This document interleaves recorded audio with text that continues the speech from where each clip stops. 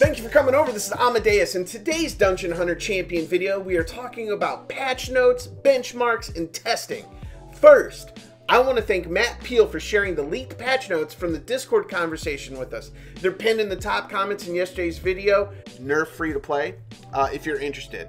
And I really appreciate it because I had planned out and unfortunately recorded most of this week's videos prior to the leak of the patch nerfs, patch notes. So he really helped me out because several episodes of the beginner's guide actually highlighted champions that will be impacted in the upcoming patch. They're actually getting buffs. So that could be good, right? That could be really awesome. But ultimately, it made all the videos pointless to put out there because, let's be honest, we can all agree there's more than enough outdated content out there already. I mean, look at OGD, right? So I do want to take a second, though, to speak about the patch. Now, I want to be clear. I am not jumping to conclusion on the changes. I'm actually, like I said, stoked for some of the changes. But I'm also incredibly frustrated by others. I think this dichotomy is shared by the community at large. And we just need to acknowledge it. Now, personally, I do plan on doing an in-depth patch note review and then focusing my, our upcoming videos on all the units impacted that I can get my hands on. Now, several members of the community yesterday and throughout the course of today have already offered to set several of the champs up as friend units for us to use in testing in the coming weeks. And man, I really appreciate that. I think that's just super solid, everybody coming together like that. I mean, that's like the best part of Dungeon Hunter Champions for me, is just everybody really volunteering and working towards a common goal of everybody doing more. So that's just super awesome. I appreciate that so much. Now, I will say if there are units I'm missing, even after this, I'll let everyone know who it is. Maybe I'll throw a wanted poster up in a video or something. But, you know, if you have questions or comments or something specifically you want us to test out in those videos, definitely drop it in the comments below because I'm sure people out there are very curious about different things that I'm curious about and vice versa, right?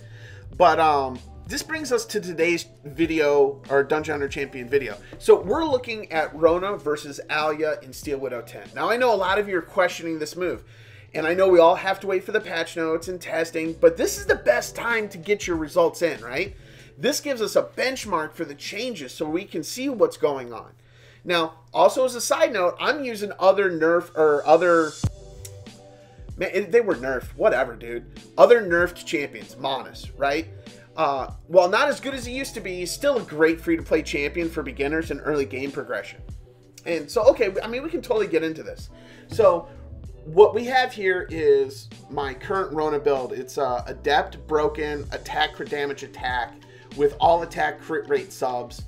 And she's just built for sheer damage. I don't think that her accuracy is over 40%. And then, of course, everybody else on the team, and Yuko's on the team because this video was originally going to be about highlighting Yuko and Rona and what the nerf might entail.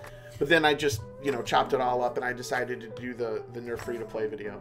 So this is a team I've been using since we did the Yuko buff, right? And it's a Steel Widow 10 team. It's sub 1 minute. It's actually, if you look at this, one of my fastest teams. Now, we're gonna look at the damage report after the next one because I know a bunch of you guys are probably freaking out like, what? Yeah, those are real numbers, man.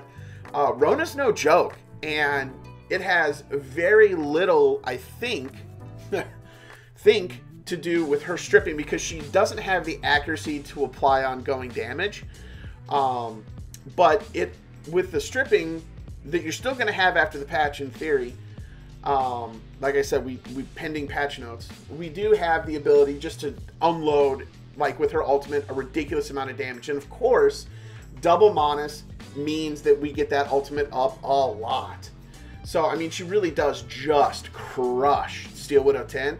So, I mean, putting up a 50-second team, not that bad.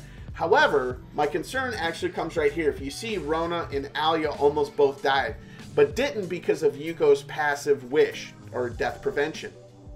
Now, the mechanic is going to change, and that's what scares me about this particular team and saying they're going to be viable moving forward, because they should die. Look at that. They're both above 300,000. I really think if I put just slightly better gear on Rota, I could get her to out DPS my Alia. My Alia is like legit. Like she's super strong. Now let's take a second. Let's switch out of here. Let's actually look at the gear on.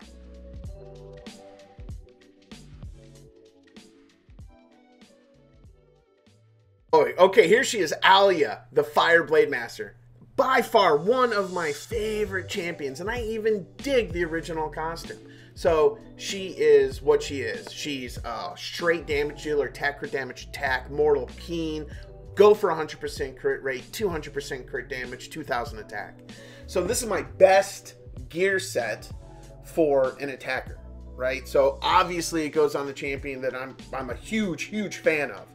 So that cannot be said for Rona.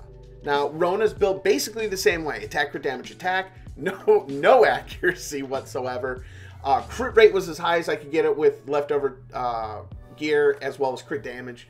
Because she's not going to be on mortal, she's going to be on adept, because we want that ultimate to be up as much as possible. So, pretty standard fare, as much crit rate as possible, backed up by some attack percentages.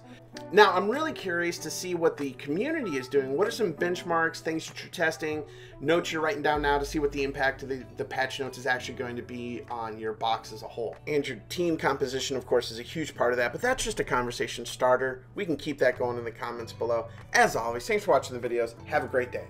Bye.